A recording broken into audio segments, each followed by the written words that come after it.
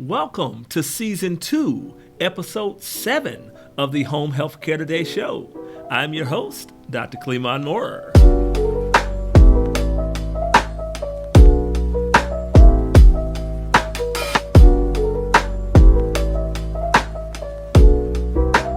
It's March, everyone.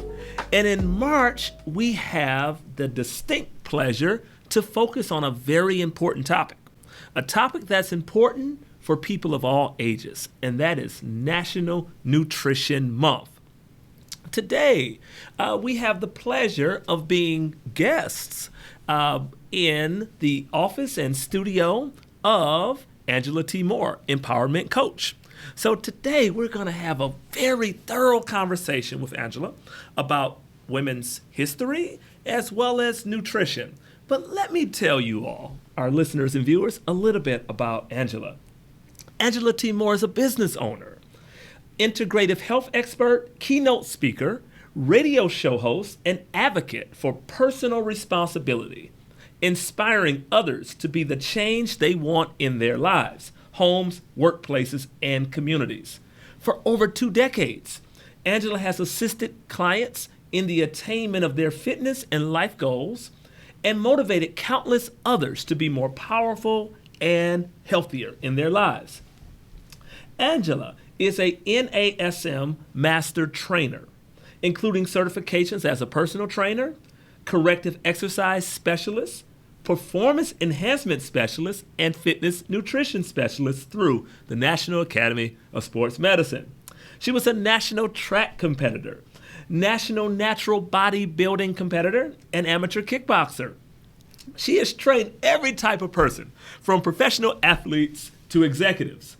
Angela is an empowerment coach with a master's of counseling. She is also a limited licensed professional counselor in the state of Michigan and a nationally certified counselor specializing in depression, anxiety, PTSD, grief, loss, and life transitions. Angela is the founder and owner of The Body Principle, an integrative health organization that provides fitness programming, mental health and nutrition counseling, and empowerment coaching to individuals and small groups. Angela is also the creator of the Propel Youth Empowerment Program, designed to improve the self-esteem, self-confidence, and self-efficacy of youth. Angela received her Master's of Arts in Counseling from Oakland University and is a member of the Chi Sigma Iota Theta Chapter Honor Society for Counseling. She also has a Master of Science in Business Management from Walsh College and was the president and is a member of the Delta Mu Delta Honor Society for Business Administration. Additionally, she has a Bachelor of Arts in Sociology from the University of Virginia. Angela has empowered countless individuals as a fitness expert on television, a health and fitness presenter to Oakland schools, and mental health workshop presenter to Detroit Wayne Integrated Health Network and CARE of Southeastern Michigan. Angela is also a health and wellness blog contributor for A Healthier Michigan, providing health and wellness education and healthy lifestyle strategies to individuals and busy professionals. She has also educated and empowered youth by her participation in Grow Detroit's Young Talent, Summer Youth Employment Program, and LEAP Youth Program. Her radio show, Empowered, on 9:10 a.m. Superstation, educates and empowers individuals to live an empowered life, a life of mental, nutritional, and physical well-being.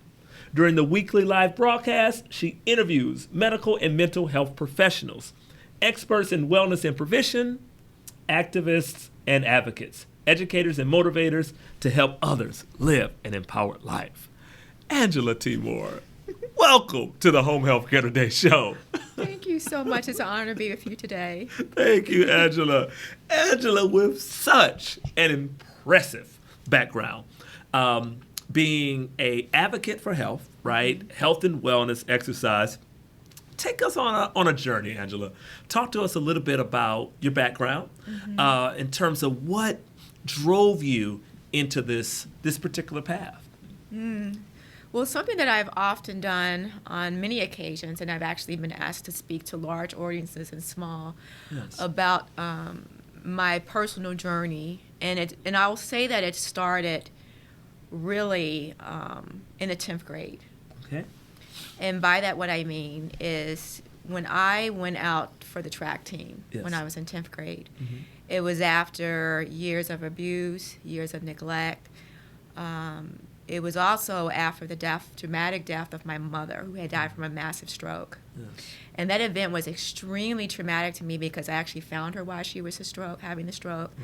And what was even more traumatic after she died Yes. was that I found writings that I found little papers where she had been writing notes to herself. Yes. I am depressed. I have to get my life together. Yes.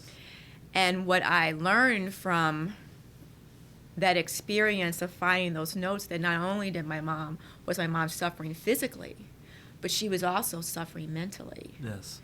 And when I went out for the track team in 10th grade, it was after a period of grief that Yes. I wasn't aware that I was in. Mm. So I was really spiraling down. Yes. I was really depressed. I was sad. I had no hope. Yes. And the track coach came up to me and he said, "You're going to get a full track scholarship to school." Yes. Affirmation. And that was only after seeing me run a couple times. Yes. But what that did is it changed my life. Yes. Because what I noticed is that whenever I was feeling sad, whenever I was feeling loss, Mm-hmm. the loss of my mother, when I Yes. was dealing with the traumatic events that I even suffered leading up to that point, Yes. when I would run, I felt better. Yes. Mm. And I thought, wow, that's really, really amazing. Mm-hmm. You know, whenever I feel sad, I feel bad, I can go for a run. Yes. And I started to feel hopeful. Yes.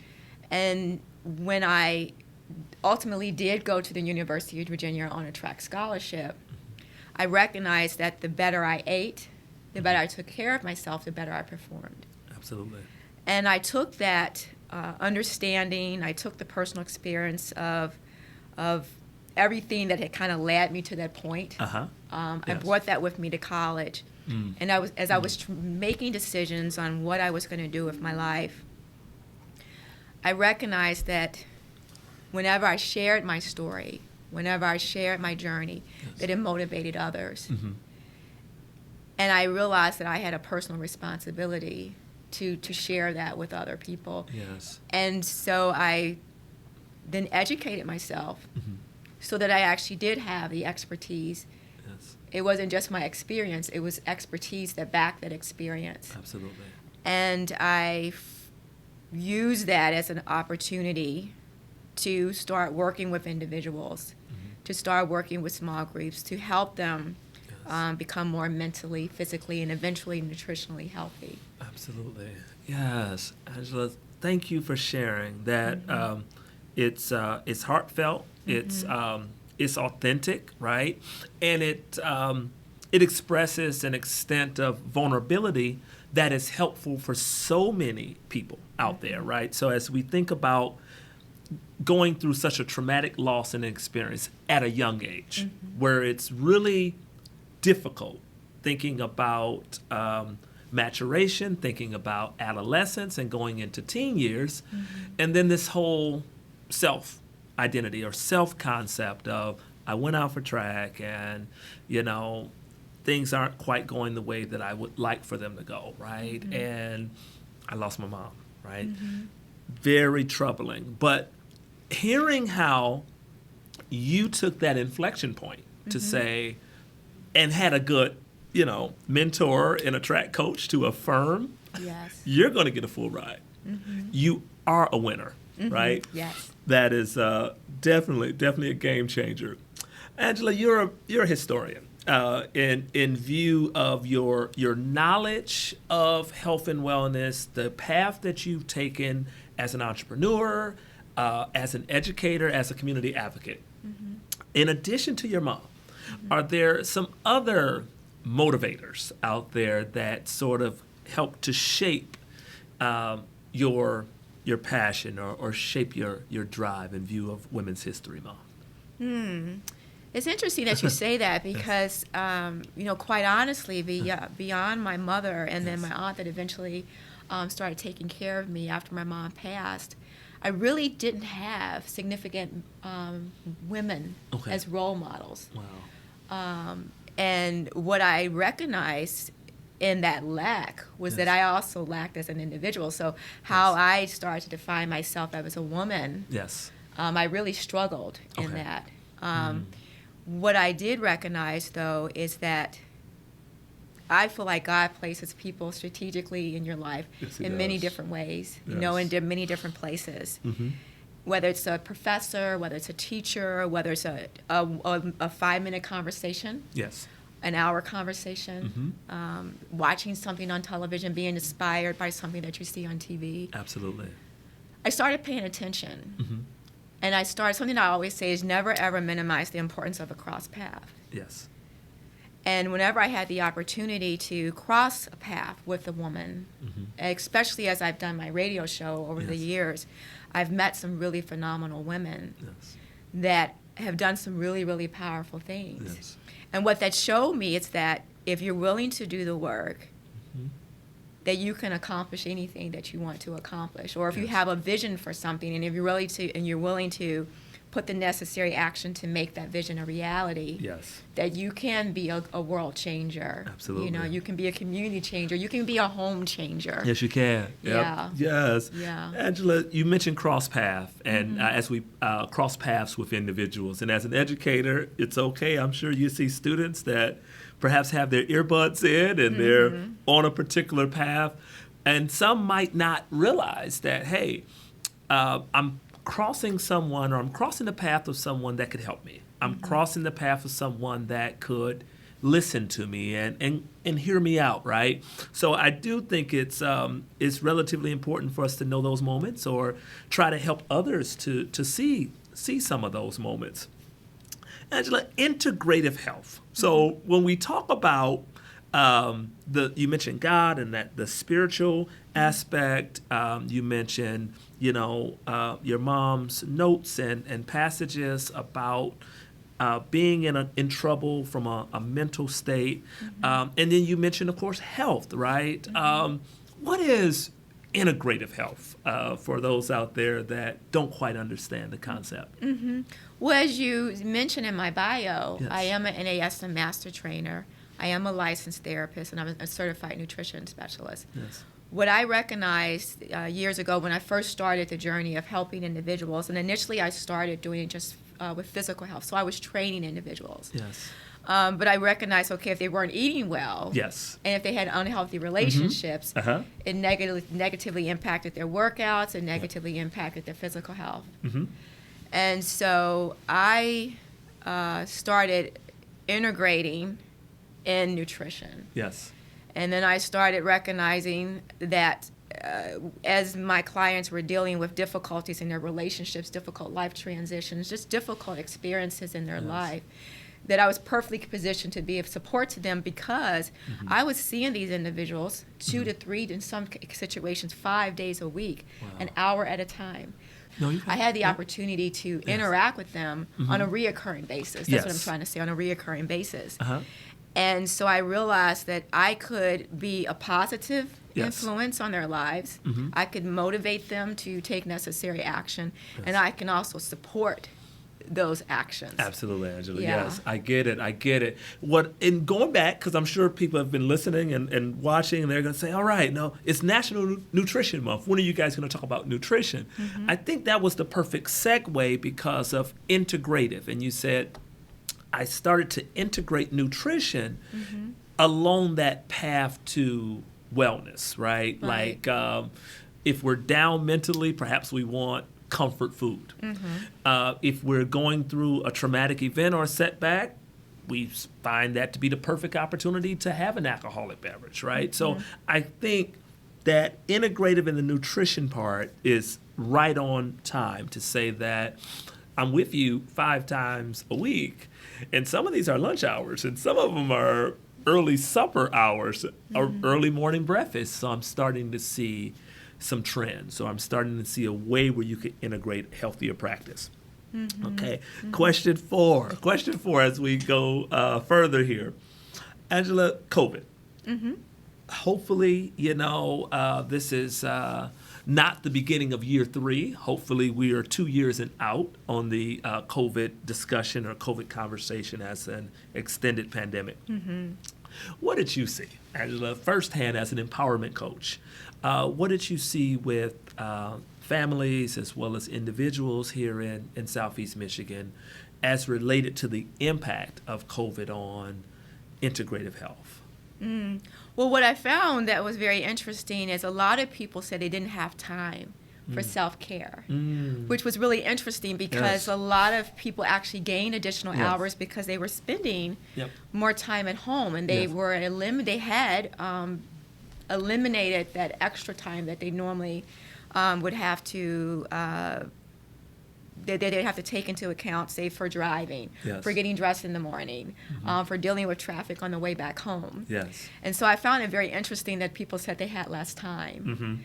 And especially less time for self-care. But then I said, okay, well, why are they saying that? And what I recognize is that there was something I always say is never cross your lines and always maintain your boundaries. And what I found is that people weren't really doing that. So they were working longer hours. So even though they were guilty, not having to commute, they were adding additional work hours. So instead of working, say, from 9 at the time that they would normally get to work to, say, 5, they were working at like 7 when they'd wake up. And then they would still keep working through 9, and then sometimes they would skip lunch. Or they would do lunch in front of the computer, and eating. And then they would go throughout their day, and then the night they were still checking emails, taking phone calls, doing text messages. And before you know it, it's 7 o'clock at night. So you've turned a normal, 10-hour day or 8-hour day into like a 12 or 15-hour day, depending on when you started. Also, too, I found that individuals who had kids at home, they were finding it extremely difficult, again, to maintain those boundaries and draw lines. So they were blurring, like, where you would do specific work and tasks. And one thing I always say is do your task and do your work. You want to make sure that you create time and space for specific tasks and activities. So when you're working, it needs to be in a work area doing work hours. That's right. When you're eating, it needs to be in a separate area where you would normally eat your meals for a specific time. Okay. Absolutely. Now, if you have kids at home, it's really important that you also teach your kids how to manage their time and manage their space. And so what I recommend to parents is, if you're at home and you're trying to do work, create a separate work area for your kids. And say, okay, this is where you're going to sit when you do your schoolwork. These are times that you're going to do your schoolwork, and these are times when I'm going to work. And then we're going to break at the same time, so you can have that family time. You can maintain and nurture your important relationships. And then you can go back and do your work, and then put in your hard stops. So I found that if once I shared that information and I gave them tools to make their day, to make their day healthier, I found that they're like, wow, I do have a lot more time to do the things, and wow, I was able to spend time with my kids, get my work done. That's right. As well as take better care of myself. You got it. And that's it. Making those hard stops, to your point, Angela, are important. Then the preparation. So if it is that hard stop for a grocery store run, right, to get a healthier item, right, to eat. So I think that scheduling of the weekend time. But yes, to your point, during the last couple years, folks working 12 to 15-hour days out of necessity, as well as work was a pleasant distraction to a lot of the losses that we incurred over the last couple years due to COVID. I'm actually glad that you mentioned that about the losses, because that's something too that we don't do quite often. Is we don't take into account how a significant loss has affected us. And a loss doesn't have to be of just a person. It can be a loss of a job, loss of an opportunity. A lot of people lost a lot of experiences that they would have normally had. So the kids lost certain activities. They weren't able to go to the prom. They weren't able to go to special dances or different events. There were a lot of people who had planned special family events. Yes, There were people who had anniversaries planned special business events that they had to cancel. Yes. That's a loss. It is. Quite honestly. And whenever you lose, you need to, especially if you've lost a significant loved one, you need to settle into that grief and feel it and process the loss. Yes. And experience it and recognize where and how, where you need to heal. Yes. And how you can heal. So Absolutely. creating time and space for that. And by that I mean you may have to schedule time that you go have a nice good cry. Yes. Schedule Indeed. time where you go away and just kind of, think about that person and the Yes. loss. Right. Share your feelings with other people around Yes. you. And then also talk to your kids I will say, about how they feel about what they lost. How did you feel about not being able to have your prom? How did you feel about not able to do your athletic, your sport, participate in track or basketball, football like you used to? Absolutely. Yeah. Angela, those are wonderful points. Angela, I got one more question for you prior to us going to a commercial here. Yeah. When you think about those last 20 years, right, of your own, career and even the societal shift mentally from only the strong survive in terms of our mantras, our yesteryear, 20th century mantras, just deal with it, right? It's apparent and obvious that we can't just deal with it, and even the quote-unquote strong need support, right?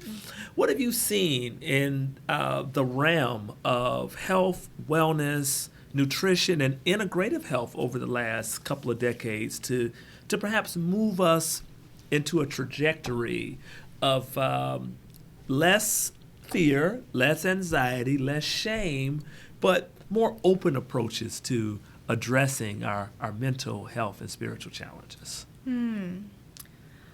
I would say you need to acknowledge what your actual experience is. Yes. And how you're processing that experience. Quite Yes. honestly. And you'd be Yes. surprised how many people don't stop and think about what they're currently experiencing. Yes. And how they're actually processing it and how they're dealing with it. Like, are you dealing with the challenges that you're incurring right now Yes. in an effective way? Exactly. Am I doing things that are counterintuitive? Am I acting aggressively? Am I taking things out on others? Or is my shame so great, right? Or what I'm experiencing, is it so great that I'm sort of concaving and becoming a lesser form of myself because I'm going through a greater time or a greater challenge? Yeah. Awesome. Very good. Angela, we're going to go to a commercial, and Okay. we'll be right back to chat more during National Nutrition Month. Spring is a beautiful time in Detroit and Southeast Michigan. American Advantage Home Care brings that energy, joy, and vitality of the season right into your home, coupled with skilled home health care services. Our world-class team of clinicians can help you to thrive, maintain, and rebound in the comfort of your own home. Finding a home health care agency more compassionate and caring than American Advantage Home Care is a long shot. Welcome back to Season 2, Episode 7 of the Home Health Care Today show. It's National Nutrition Month, and we are having a delightful conversation with Angela T. Moore, the empowerment coach. Angela, let's pick up where we left off right before our commercial. So in view of national nutrition and healthier lifestyles and an integrative approach to health, what are some ideas that you have, and how do you motivate as an empowerment coach, as a certified trainer, as a licensed counselor and advocate and educator? How do you motivate and inspire others to kind of take some of those small steps toward living a healthier life? Well, what I try to do is I try to simplify the process, Yes. Quite honestly. And I find that when people, generally when they make the decision that they want to integrate a healthier lifestyle or start a healthier lifestyle, they find that process very overwhelming. Yes. They don't understand how to, when things don't go well, how to Yes. rebound, like Yes. how do you, if you've eaten something that you shouldn't, Right, you the didn't get guilt. into the activity that you wanted, Yep. if you're feeling sad, how to get yourself out of it. Yes. And so what I try to do is I try to simplify the process, and I do that by having clients break it up in parts, one. Yes. And so really, as you're planning out your day, really thinking about the healthy actions that you would like to implement into your day, and creating a plan and a strategy for implementing Yes. the necessary action steps that are going to allow you by the end of the day to accomplish all those goals. Yes. And I find that when you can simplify the process and you can break it down and you can give people little steps that they can take throughout the day, Yes. that at the end of the day, they're like, wow, I was Yes. able to accomplish much more than I originally thought that I could accomplish. Absolutely, yeah. So breaking it down in the smaller steps. When we think about heredity and we think about some of those obstacles and challenges, and of course, with considering, minority populations, right? Angela, what do you consider, right? What do you consider to be some of the, better ways to mitigate, right? So the convenience of fast foods, right? And we won't mention any of those national chains or local providers of fast food that oftentimes offers an unhealthier choice. How do we mitigate some of those obstacles and challenges that individuals in various communities that may not have the most immediate access to better or best choices? How do we help them to navigate and mitigate some of those challenges? Well, it's interesting. On all the years that I've done the radio show, I've had the opportunity to interview a number of organizations that support Yes. individuals in making healthy decisions, whether it's Forgotten Harvest Yes. or Gleaners, Edible Flint, Yes. which teaches people how to create gardens, Big Green organizations that educates children about gardening. Also, too, I've had the opportunity to learn about how you can increase access Yes. to fresh fruits and vegetables through going to markets that are in the area, like the Yes. Eastern markets and things like that. Absolutely. And so I have found that oftentimes people don't take advantage of this resource because they don't know they're available. And so Absolutely. even though you may feel that you live in a desert, Yes. if you actually take a look at the organizations around you, Yes. oftentimes they will support you in your community. They do provide support to that community. Yes.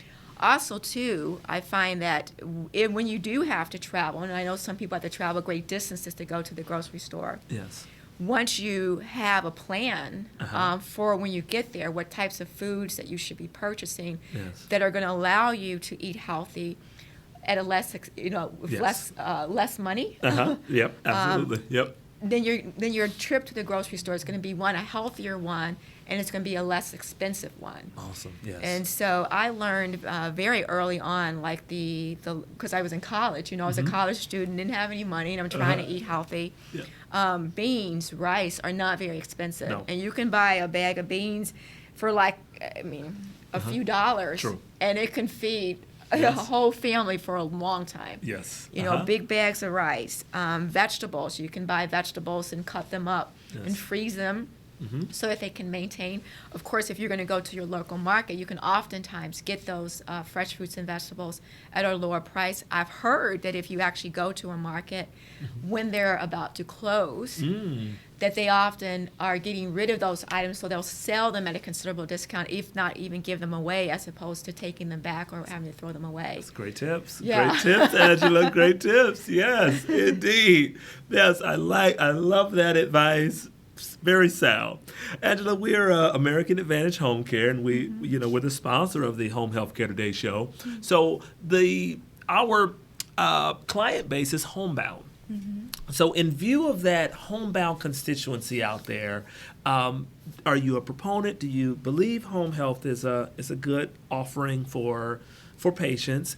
And then, in your professional opinion, what can or what should a home health care agency do to assist homebound patients in living a more integrated, healthier life? Well, I definitely am a big supporter of it, and I think That's it's right. necessary. It's Absolutely. essential because there are those individuals that cannot leave their home. Yes. And to be able to provide care within someone's home, you're providing oftentimes you're providing care within someone's safe space. Yes, indeed. Because people oftentimes when they are, if they're ill or they've suffered a disability, maybe due to injury or because they've had a disability for their life, and their entire life, Yes. to be able to bring service and support to where they feel most comfortable, Yes. I think is really great. Absolutely. And one of the things that I actually do for individuals that aren't homebound but Yes. find themselves at home a lot Yes. is I try to teach you how you can integrate healthy activities throughout your workday in your home space. So creating a little workout area. Even if you can't get up and you're sedentary, you have to be in a chair, you can do exercises in your chair. Sure. Absolutely. Yeah. Okay. This is good. This is really good. Yes.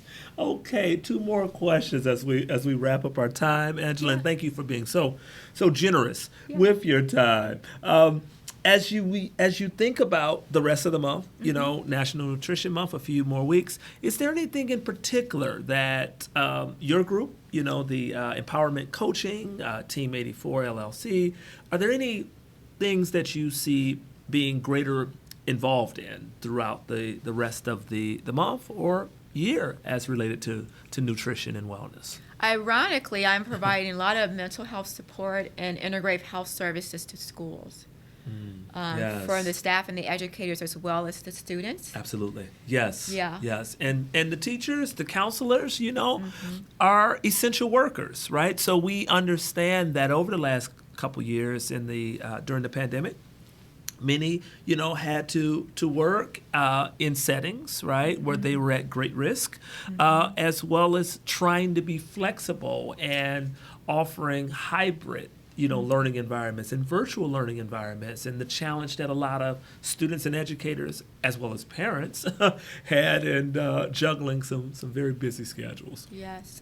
So yes, we do not want to forget about that segment of the teachers, the parents, and the students. Yeah, and so what I'm doing is I've Yes. actually been providing a lot of presentation and workshops to educate them on how they can integrate exercise into their day, how they can eat healthier, and also effective strategies to decrease stress and anxiety. Indeed, indeed. Awesome. Angela, last question for you. Are there any other resources, right? Clinics, facilities, or a specialist that you would recommend for listeners and viewers in Metro Detroit? Well, definitely I would say if you can't leave your home, there are a lot of online services available to provide support. Yes. Also, there's the Oakland County Crisis Line, otherwise known as Common Ground, and that number is 248-456-0909. Yes. Then there's the Macomb County Crisis Line, which is 586-307-9100. The Wayne County Crisis Line, which is 313-224-7000.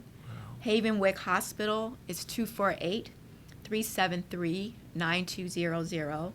Troy Beaumont Hospital, 248-964-5000.